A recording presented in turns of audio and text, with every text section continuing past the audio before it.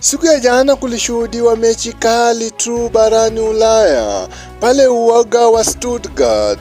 Wakati timu ya Ufaransa ilifurutiwa chini, ilichachafya na kupigwa magoli 5-4. Magoli ya Uhispania yakikuja kwa mchezaji Oyarzabal, Nicolas Williams, Mikel Merino na Lamine Yamal. Ni mchezo ambao ulikuwa mchezo wa aina yake, Spain wakidominate timu ya Ufaransa katika kila idara na kuwapoteza uwanjani. Mchezaji Pedri Gonzalez ambaye alikuwa mchezaji bora wa mchezo alionyesha mchezo wa kiwango cha juu siku ya jana na kuwapiku wachezaji wa kiungo cha kati ya timu ya Ufaransa Adrien Rabiot.